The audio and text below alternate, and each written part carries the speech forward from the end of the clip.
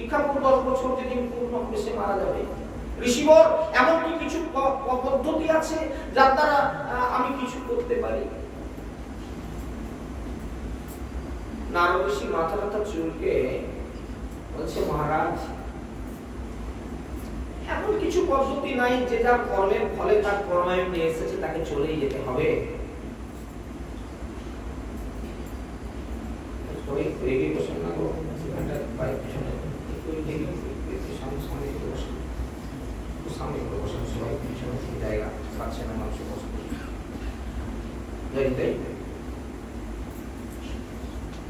তো একটা কাজ করতে পারেন, যে কটা দিন কর্মায়ণ বাকি আছে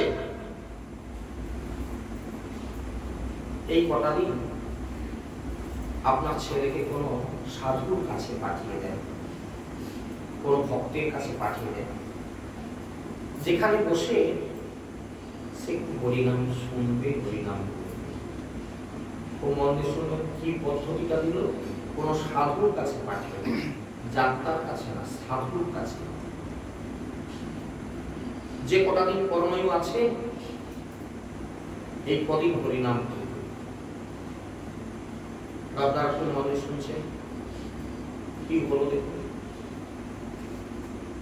এখন রাজা অম্বরীশ চিন্তায় পড়ে গেলেন, তাই তো সাধু কাকে পারবে, সেরকম সাধু কোথায় পাবে, সেরকম সাধু। হঠাৎ তার মনে হলো, আগে আমার চোখের সামনে এত বড় সাধু, নারদ ঋষির মতন এত বড় সাধু আর কি আছে, কি যার মুখে সবসময় হরিনাম, এর থেকে ভালো সাধু আর কে আছে। আমি কি বলতে চারদিক করছি। সঙ্গে সঙ্গে নারদ ঋষির চরণে পড়ে গিয়ে বলছে, ঋষিবর আমি সিদ্ধান্ত করে নিলাম, আপনার চরণে আমি আমার ছেলেকে সমর্পণ করে দিলাম, আপনার কাছে বসে হরিনাম করবে। বলে আমি বললাম সিদ্ধান্তটা, আর আপনি আমাকেই ঠিক করে নিলেন। ঠিক আছে, আমি আপনার কথা অগ্রাহ্য করছি না। তবে একটা কথা বলি, আমি তো আসলে সবসময় রাস্তায় আমার ঘর, হরিনামই আমার। তাহলে আপনি এক কাজ করুন, আমাকে একটা কুটির নির্মাণ করে দেন। আর আমি তো সেরকম আমার থাকার কোনো জায়গা নেই। নারদ ঋষি এতটাই একদম ছিলেন, ইচ্ছে নাই, একমাত্র দৌড় ছাড়া কতটা নিঃস্ব ছিলেন, কতটা অভ্যাগত ছিলেন। দেখুন, এক প্রস্থ কৌপিন ছাড়া নারদ ঋষিরা ছিল না, দ্বিতীয় কৌপিন ছিল না। স্নান করে একটা করবো তা না। তাহলে কি করতেন নারদ ঋষি? বনের ভিতরে চলে যেতেন, জঙ্গলের মধ্যে। জঙ্গলের মধ্যে গিয়ে কোনো সরোবরে গিয়ে স্নান করলেন, আর সরোবরে গাছের আড়ালে বসে থাকতেন যতক্ষণ না ওই কৌপিনটা শুকনা হয়, তবে সেটাকে ভরে তিনি লোকা হয় আবার যেতেন। বুঝতে পারছেন কতটা তিনি ত্যাগী ছিলেন। তো আমার তো কুটির টুটির কিছু নাই, তো রাজা আপনি যদি কৃপা করে আমাকে একটি কুটির নির্মাণ করে দেন, তো সেই কুটিরে বসে আপনার ছেলেকে নিয়ে আমি হরিনাম করবো। রাজা বলে, এটা কোনো বড় কাজ না। একদম রাজার পক্ষে একটা ছোট কুড়িয়া তৈরি করে দেওয়া দিয়েছে, লোক লস্কর আছে, যাবো তারা একটা কুড়িয়া তৈরি ঠিক, ওটা 2-1 ঘন্টার মধ্যে হয়ে যাবে। হ্যাঁ ঠিক আছে, ওটা করে দেবো। রাজা অম্বরীশ একটা কুটির নির্মাণ করে দিলেন। ওই কুটিরে গিয়ে নারদ ঋষি প্রথমে এই অম্বরীশের পুত্রকে দীক্ষা দিলেন। প্রত্যেকটা কথা কিন্তু খুব মনোযোগ সহকারে শুনবেন, নাহলে ছেড়ে গেলে বুঝতে পারবেন। দীক্ষাটা দিলেন কেন? আশ্রয় করিয়া ভজে তারে কৃষ্ণ নাহি তজে আর জীবে মরে অকারণ। এই কলিহত জীব অকারণ মরে যাচ্ছে, এরা গুরুকরণ করে না। যদি বা গুরুকরণ করলো, গুরুর সঙ্গে দেখা হয়েছিল 25 বছর আগে, যদি জিজ্ঞাসা করা হয়, অধিকাংশ দেশে বিদেশে গচ্ছিত বাবা, আপনার তাহলে গুরু পাঠ কোথায়? বাবা বলতে পারবে, আমি ঠিক জানি না। মানে সে তার জীবনে কোনোদিন গুরুদেবকে দেখেনি, আর গুরু বাড়ি যায়নি। বলে নাম কি? নামও বলতে পারবো না। ওই যে আমাদের পাড়ায় মুখ আছে, সে যাওয়া আসা করে, তাকে জিজ্ঞাসা করলে বলতে পারবো। এরকম ঘটনার অভাব আমার নাই, দেশে দেশে ঘুরে। গুরু আছে, গুরু বাড়ি কোথায় জানে না, গুরু আছে তার নাম কি জানে না। এরকম বড় যে গুরুকরণ আছে। আর না হলে বলে আমাদের বংশের গুরুদেব কেউ নাই। এরকম লোকের সংখ্যাও নেহাত কম নয়। আবার অনেকে মন্ত্র প্রাপ্ত হয়েছে ঘরে বড়ে জড়িয়ে। গুরুদেব কানে মন্ত্র দিয়েছে, এরকম ঘটনা শুনবেন। যিনি আজকে উপস্থিত থাকেন তার কাছে বলতাম, দীক্ষা দেওয়ার পর এবারে সেবা টেবা করছেন গুরু গোসাই। তো গোসাই সেবা টেবা করার পর এবারে উঠে বসছেন, কথা সঙ্গে বলছেন, বলে বাবা যে দীক্ষা দিলেন কি যে মন্ত্রগুলো বললেন তো মনে নাই, একটু লিখে লিখে এগুলো লিখতে নাই, তোর যা দেবার তোর কানে দিয়েছি, যা দেবার দিয়েছি, তোর আর কিছু করতে হবে, এগুলো লিখতে নাই, আর বলতে নাই দ্বিতীয়বারে শুনবো। আমার কাছে এরকম বসে তারা অনেক ধরে শিখছে দিচ্ছে আর কি, তাদের আত্মীয় সে মানে হ্যাঁ তোরা তোদেরকে কি শিখাইছে ইত্যাদি ইত্যাদি, তোরা তো অনেক কিছু লেখা লেখা দেখি, তোদের খাতা দেখি, আমাদের গুরুদেবকে বলতে বলে সে এরকম লাগছে। তারা আমাকে বলে কেন এই ব্যাপার বলে, গুরুদেব এসে দীক্ষা দিয়ে বলে যা দেবার টানে দিয়েছি। এরকম গুরুর সংখ্যা কম নয়। কেন এই কথাগুলো বলার দরকার কিছু নেই, হয়তো অনেকের গায়ে খারাপ লাগতেছে। কেন বলছি জানেন? এগুলি হচ্ছে জগতের রূপ। আপনারা নিজেকে সচেতন হওয়ার জন্য কথা বলছি। প্রত্যেকে সচেতন হন। দীক্ষাটা এরকম না কানে দিয়ে দিচ্ছে তারপর কিনা আমার সব হয়ে গেছে। এই জন্য অনেক লোক বলে জানো আমার তো সব নাম টাম হয়ে গেছে, পঞ্চনাম টাম হয়ে গেছে, আমার হাতে খাবেন নি কেন, আমার ঘরে থাকবেন নি কেন, এইসব বক্তৃতা করে। আদৌ কেউ কিছু করে না, কিছু জানে না, কিছু শুনে না। কে তাকে বলে দিচ্ছে ভগবান জানে, বলে পঞ্চনাম পেয়েছে। কি পাঁচটা নাম আমি বলি, কি কি নাম আমি তো জানি না, গুরুদেবের কাছে শিখিও নি, একটু বললে শুনতাম। আমরা বললো এরকম এই জন্য বলতেছি, হ্যাঁ ও বলে তো বলো। তো জগতের অবস্থা ঠিক এইরকম। তাহলে গুরু কর্ম, নারদ ঋষি দীক্ষা দিলেন। কে দীক্ষা দিলেন? নারদ ঋষি। সিদ্ধ মন্ত্র। এই জায়গায় এসে আবার কান্ডা লাইন লাগাবে। আজকালকার দিনে অনেক গুরুদেবরা দীক্ষা দিতে আসছে বলে খাতা দিয়ে বলে নিজে এবারে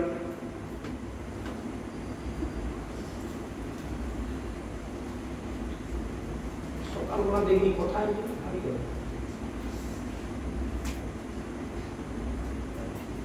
এই করে খুঁজে খুঁজে খুঁজে খুঁজে সে একটা মন্ত্র জোগাড় করল। না এটা দিব না এইটা দিতা। কথাটা খুব মন দিয়ে শুনছেন কি? আপনাদেরকে দেখাতে গিয়ে আমার হাতটা আবার উচ্ছিষ্ট হয়ে গেছে।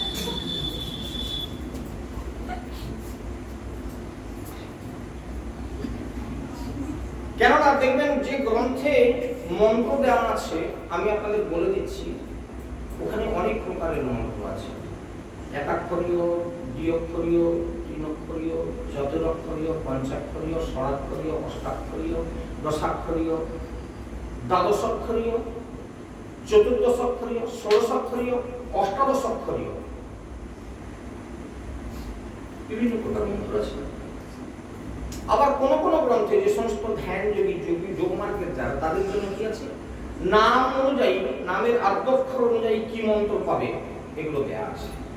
এগুলো ফাঁকি ফকরি কথা, এরা বোঝেও না। এগুলো হচ্ছে প্রণব গ্রন্থে আছে। হ্যাঁ, কোথায় কি আছে না জানলে আপনারাও বুঝতে পারবেন না, সেগুলো আপনাদেরকে বলে দিচ্ছি। এগুলো ফাঁকি ফকরির জন্য দীক্ষামন্ত্র ওইভাবে তৈরি হয় না, গুরু পরম্পরা ভাবে দীক্ষামন্ত্র প্রাপ্ত হতে হয়। সেজন্য এইভাবে খুঁজে দিয়ে দিল। এই যে খুঁজে বই দেখে সে একটা মন্ত্র লিখে দিল, তার মানে সে নিজে কোনোদিন পড়েনি। এইবার আপনাদেরকে উদাহরণ দিচ্ছি। এইরকম দীক্ষা প্রাপ্ত হলে জন্ম জন্ম ওই মন্ত্র সাধন করলে আপনার এত বড় কথা বলে গেলাম মঞ্চে বসে, এত বড় কিচ্ছু হবে না, সারা জন্ম মন্ত্র সাধন কিচ্ছু হবে না। জোর গলায় বললাম, যদি কারো চ্যালেঞ্জ করার থাকে কেন বললাম এবার? প্রত্যেকটা জায়গায় আপনারা কারণ নিয়ে কথা বলবেন। এইবার বলুন, শ্রীমদ ভাগবতম প্রথম স্কন্ধের প্রথম অধ্যায়ের 5 নম্বর শ্লোক। নিগম কল্পতরুর গলিতং ফলং সুখমুখতম মৃতদ্রব সংযুতং পিবত ভাগবতং রসমায় মুহুরহো রসিকা ভুবি ভাবুকা। এই ভাগবত কথা কি, এই হরি কথা কি, একটু অন্তরে চিন্তা করার চেষ্টা করুন। বলা হয়েছে নিগম কল্পতরুর গলিতং ফলং, শুধু তাই না, সুখ মুখতম মৃতদ্রব সংযুতম পিবত ভাগবতং রসমায় মুহুরহো রসিকা ভুবি ভাবুকা। আমার কেদারনাথ রায় বাবাজি এই শ্লোকের ব্যাখ্যা দিতে গিয়ে বলছে, বলে বাবা বট গাছ দেখেছো? হ্যাঁ। বট গাছে কত ফল হয়? প্রচুর, মানে প্রত্যেকটা ডালে একদম লাল লাল একদম গেঁথে যায় না, একদম কোটি কোটি। এর মধ্যে কতগুলো করে বীজ আছে জানেন? একটা একটা লাল ফলের মধ্যে কতগুলো বীজ আছে জানেন? কয়েক হাজার, কয়েক লক্ষ হতে পারে বীজ আছে। বড় বড় বটের গাছ আছে, বাবার সবাই কথা শুনতেছেন, তো একটা বট গাছের তলা থেকে একটা বট গাছের চারা এনে দেবেন আমাকে। বট তলার চারা ছাড়া আমি নেবো না, বট তলা থেকে একটা চারা নিয়ে আসবেন। কথাও নাই, কথাও নাই। কেন নাই? শ্রীমদ্ ভাগবতম বলছেন, নিগম কল্প তরুণ বলে তম ফলম। ফলটা পাকবে, পেকে যখন একবারে ফেটে যাবে, রস গড়িয়ে পড়বে, সুখম কদম্বত দ্রব সংযুতম, সুখ জাতীয় পক্ষী ওটাকে আহার করবে। সুখ জাতীয় পক্ষী কাকে বলা হচ্ছে? সুখ জাতীয় পক্ষী না, যাদের পরিপাক তন্ত্রটা খুব সুন্দর, এরা সুখ জাতীয় পক্ষী। যেমন টিয়ে পাখি, এদের পরিপাক তন্ত্রটা খুব উন্নত। এবং কিছু কিছু পাখি আছে, এই জাতীয় পাখিরা ওই নিগম কল্পতরুর যে গলিত ফলকে আস্বাদন করে, তার রসটাকে খায়। খাওয়ার পর ওইবার মল ত্যাগ করে। ওই যে বট ফলকে খেলো, পায়খানা করে, পায়খানার সঙ্গে অনেক বীজকে খেয়েছিল, সেই বীজগুলো বেরালো, ওর মধ্যে দু চারটে বীজ থেকে গাছ হবে। সেটা কোথায় হয়? মাঠে ঘাটে রাস্তায় হয় না, পুরো বাড়ির ছাদে ইট পাথরের উপরেই বেশিরভাগ বট চারা হয়। কথাটার অর্থ হচ্ছে সুখ জাতীয় পক্ষী, এরকম গুরুদেব হবেন সুখ জাতীয় পক্ষী, যিনি কিনা নিত্য ভজন সে আপ্লুত আছেন। এই ভজন ক্রিয়ার দ্বারা এই মন্ত্রকে যিনি জাগৃত করে রেখেছেন, সেই মন্ত্র যদি কেউ প্রাপ্ত হয়, সে যদি অধম চণ্ডাল কঠোর কঠিন পাষণ্ডীয় হয়, অর্থাৎ পাথরের উপরে যদি পড়ে, সেইখানেই বরদাস হয়ে যাবে। আশা করি বুঝতে পেরেছেন গুরুদেব কেমন হবে। এই না হলে কোনোদিন অনেক কিছু তাকে খালি বক্তৃতা করে আর বই দেখে একটা মন্ত্র দিয়ে দেয়, এরকম করে ব্যবসা চালায়। এরকম জন্মের পর জন্ম ভজন সাধন করলে কিচ্ছু হবে না। এই কথাগুলোর প্রমাণ আছে, সেই প্রমাণগুলো আপনারা আমার কাছ থেকে সংগ্রহ করতে পারেন, কোনো অসুবিধা নেই। কেদারনাথ রায় বাবাজির ভাষ্য আছে, যুগ্মানন্দ দাসের টিকা আছে, দেখবেন এই কথাগুলো আছে সেখানে। যাই হোক, কেস ছেড়ে আরেকটু এগিয়ে যাই। এবার তাহলে সিদ্ধ ঋষি তাকে দীক্ষা দিলেন, বাবা আমি যেরকম হরিনাম করছি তুমি আমার সঙ্গে হরিনাম করো। তার সিদ্ধ ঋষির মুখের সিদ্ধ নাম, যারা নিত্য নাম করেন, সিদ্ধি লাভ করেন কারা? এই জায়গাটা একটু মন দিয়ে শুনে নেন। আমি যদি এরকম একটা উদাহরণ করি, আমার নামের দলে আমি আপনার বাড়িতে নাম করতে গেলাম, তো লোকে বলছে কি বলে, নামের দল আসছে রে, আরে আসন দাও, শরবত দাও, এদেরকে মশা দাও, দাও, ইত্যাদি ইত্যাদি দাও, নামের দল আসছে। কেউ শুনতে ভালো পায় করে, কি বলছে বাবা, কি বলতেছেন? আরে নামের দল আসছে। আপনারা শুনলেন কি বললো ভাষাটা? নামের দল। কে নামের দলের লোক? নামের দলের লোককে বাজারে ঘুরে বেড়ায়, পাড়ায় পাড়ায় আড্ডা মারে, যেদিন গানের কোথাও ডাক পেয়ে যায় সেদিন কলকাতা ভাড়ে করলে চলে যায়। এরা হচ্ছে নামের দলের লোক। আমরা এরকমই তো নামের দলের লোক নাকি? না, নামের দল তারাই যারা নামকারী, তারা নামের দল। নামকারীর দল, এরা প্রত্যেকে নাম করেনি তো, এরা নামের দল। তবে নামের দল সে। তুমি নাম করনি, আজকে পয়সার লোভে খালি নাম করতে আজকে পৌঁছে গেলে, তুমি নামের দলের লোক না, এর নামে কিছু কাজ হবে না। যারা নিত্য হরিনাম করেন এই জন্য যদি নাম করাবেন তো এরকম লোক খুঁজবেন। আমার জীবনে এরকম নিদর্শন আছে, খুঁজে খুঁজে খুঁজে খুঁজে জগৎ করছে, বলে এরকম নামের দল যদি পাই তাহলে নাম করবো না। আমি গুরুদেব বলে দিচ্ছি তাহলে নাম করার দরকার নেই, আমি যাবো বাবা তোর বাড়িতে ওই মন্দির প্রতিষ্ঠা দিনে একটু ভাগবত কথা করবো, যেরকম হয় সেরকম। প্রতি বছর তাদের বাড়িতে হয় ভাগবত পাঠ, তো তাদের বাড়ির সব মায়েরা বলে কিনা সকল ঘরে এরকম নামযোগ্য হয়, আমাদের একটু নামযোগ্য করলে কি হয়, তো বলতে পারে করতে পারো যদি এরকম লোক জোগাড় করতে পারো।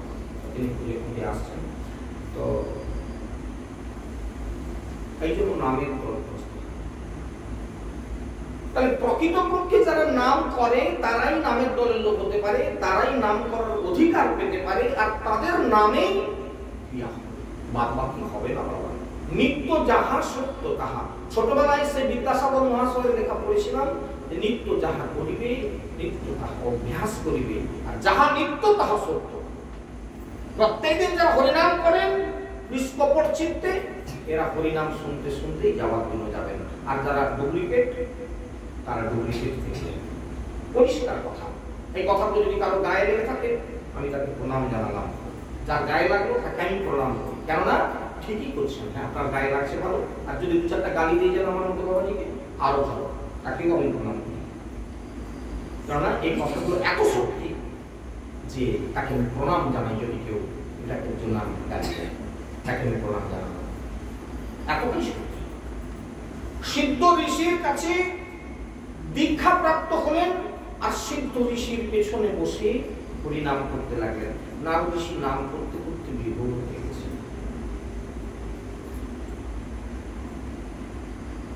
নাম চিন্তামণি কৃষ্ণ চৈতন্য রস বিগ্রহ, পূর্ণ শুদ্ধ নিত্য মুক্ত ভিন্ন আত্মা নাম নামী। নাম আর নামীতে কোনো প্রভেদ নেই, নাম আর নামীতে কোনো প্রভেদ নেই। নাম চিন্তামণি কৃষ্ণ, নাম করতে করতে কৃষ্ণকে একদিন আসতে হবে। নাম ধরে ডাকতে ডাকতে, এই কথা কারোর বিশ্বাস আছে? হ্যাঁ বলতে বলছে না, নাম করে যাচ্ছে না। এই নাম চিন্তামণি কৃষ্ণ, গুরুদেব এই কথা ভালো করে আপনাকে হয়তো বুঝিয়ে বলতে পারে না। এই নামকে ধরে থাক বাবা, নামই কি একদিন পাবি। এত বড় কথা, চ্যালেঞ্জ পাবে। তুমি নাম করো নিত্য, তুমি নামই কি একদিন পাবে। কৃষ্ণ বলে ডাকতে ডাকতে কৃষ্ণকে একদিন আসবে, আসতে হবে। এই বিষয়ে কোনো সন্দেহ নাই। এরকম দৃঢ়তার সঙ্গে নাম করো, দৃঢ়তার সঙ্গে কৃষ্ণকে একদিন আসতেই হবে। আর আসবে বলেই এতটা আশা নিয়ে বৈষ্ণবের দেহকে সমাধিতে রক্ষা করা হয়।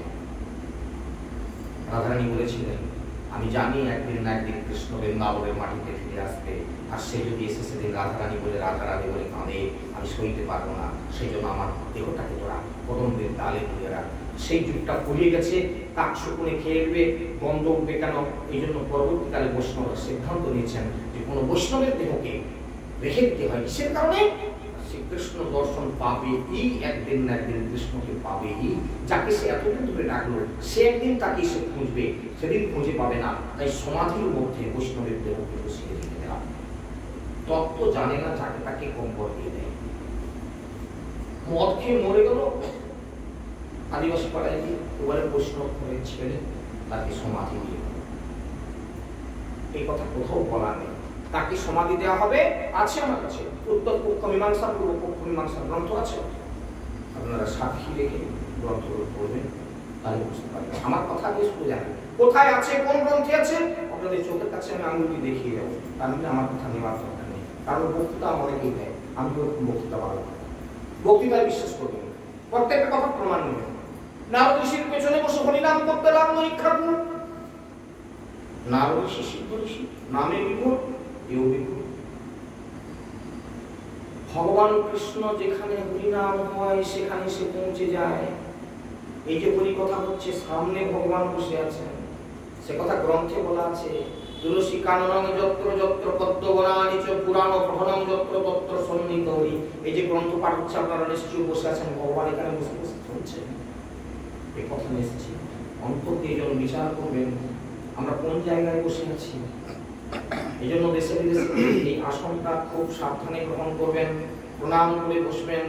এখানে কোনো উচ্ছিষ্ট করবেন না। আসনে ফেলে লোককে বিড়ি খেতে আরম্ভ করে দেয়, লোকে চা খেতে আরম্ভ করে দেয়, কে দপ্তাম নিতে আরম্ভ করে দেয়, পান খেতে আরম্ভ করে দেয়। এই কাজগুলো জীবনে কোনোদিন করবে না। বড় বড় মন্ডলীতে যাচ্ছি তো বাবা, সব এইরকম গাড়ি কাজ করে আসে, বয়ে গেছে আমার। আমি পয়সা রোজগারের ধান্দায় পাঠ করি না, যে কারণে তোমাদের এখানে আসতে হবে দ্বিতীয়বার, এরকম কোনো কথা নেই। এই জন্য যেটা পরিষ্কার পরিষ্কার কথাই করি। উচ্ছিষ্ট যদি করে দেন ভগবান বসবেন কোথায়?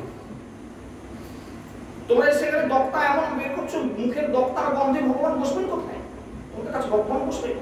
তুমি বিড়ি খেয়ে দিয়ে আসছো, এখন তোমার মুখে যা গন্ধ হচ্ছে, ভগবান তোমার কাছে বসে ভাগবত কথা শুনবে?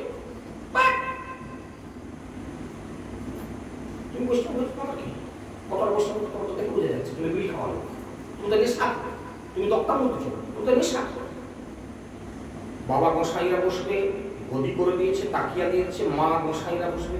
মা এক জায়গায় মা গোসাইকে দেখি, সে আঁচলে এত বড় পুরি, তার পানের পটকা, সে দেখি না, সে তাকিয়ার উপরে লাইন দিয়ে, মানে তাকে তার পাশে তাকিয়া দিয়ে দিয়েছে, বালিশ দিয়েছে, মা গোসাই বসবেন। সেই মা আমার করছে কি, 6টা না 7টা পান একদম লাইন করে সেই তাকিয়ার উপরে দিয়ে চুন লাগাচ্ছে। আর আমাকে ভাগবত পাঠ করতে বসা হয়েছে। বুঝতে পারছেন আমি কি বদমাস করবো? বলতে ভয়ে সব পুরি দিয়ে যে মুখ ঝুলি দিয়ে বসে আছে, ওরকম মুখ 10টার উপরে ঝুলে গেলে আমার হয়ে গেছে। তুমি আমার সামনে বসে পান সাজবে আর আমি ভাগবত পাঠ করতে আসছি, পয়সা রোজগার, তাই না? ওইসব বলনা চলবে না। সে নারদ ঋষি তখন কীর্তন শুরু করেছে, ভগবান হরিনাম শুনে ভগবান এসে গেছে। যেখানে একবারে সিদ্ধ ঋষির কণ্ঠে হরিনাম, ভগবান আর থাকতে পারলেন না। কি করছেন সেই কথা শুনলে অবাক হবেন। নারদ ঋষির পিছনে ইক্ষাকু বসে বসে এক মনে হরিনাম করে যাচ্ছে, বিভোর হয়ে, সেও বিভোর হয়ে গেছে, এ তাকে টাচ করে বসে আছে, এও বিভোর হয়ে গেছে। স্বয়ং ভগবান নাম চিন্তামণি কৃষ্ণ চৈতন্য রস বিগ্রহ তিনি এসে এমন বসলেন, সেই ইক্ষাকুর গা ঘেঁষে একবারে কোলের কাছে বসে হরিনাম করছে। আস্তে আস্তে করে কখন না কখন এই যে বাচ্চা ছেলেটা এত সুন্দর হরিনাম করছে, বারে মা ভগবান বলছে কিনা তাকে কোলে তুলে নিয়েছে। সেও বুঝতে পারেনি যে কেউ পিছনে এসে আমাকে কোলে তুলে নিয়েছে। হ্যাঁ, এত নামে বিভোর, একবারে বিভোর হয়ে হরিনাম করতেছে নারদ ঋষি। ইক্ষাকু বসে বসে হরিনাম করতেছে, ভগবান হরিনাম শুনে শুনে এসে ভক্তকে কোলে তুলে নিয়ে বসে সেও হরিনাম করতে।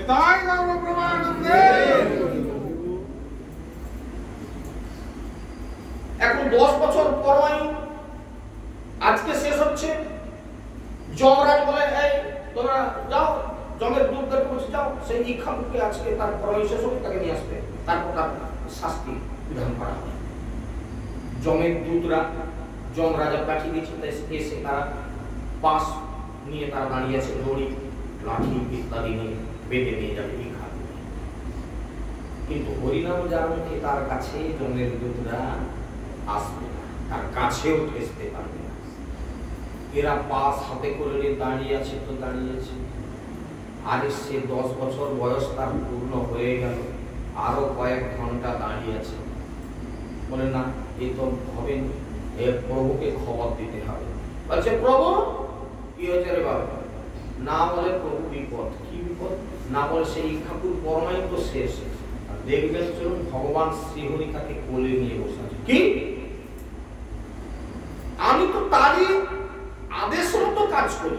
তিনি আদেশ দিয়েছেন তার 10 বছর পরমায়ু বলে তোমাদেরকে পাঠিয়েছেন, তিনি কি করে তাকে কোলে নিয়ে বসে আছেন? এটা কি করে পারে? এটা কি করে তার বুদ্ধি বিবেক হলো? লেগে গেছে যমরাজ। চিত্রগুপ্তকে বলে, খাতালো, চলো আমার সঙ্গে দেখি তো কি কথা। আমাকে দিল দপ্তর দিয়ে, সে আবার নিজে সঙ্গে সাপোর্টার কি হয়। চিত্রগুপ্তকে সঙ্গে নিয়ে একবারে ওইখানে চলে আসলো। ওই যে নারদ ঋষি যে কুটিরে বসে হরিনাম করছে সেইখানে এসে হাজির। আর নাম চলছে, কিছু বলতেও পারছে না, কি করা যায়, কতক্ষণ দাঁড়াবে। আচু করে শেষকালে বললেন, প্রভু অপ্রভু। যমরাজার গলা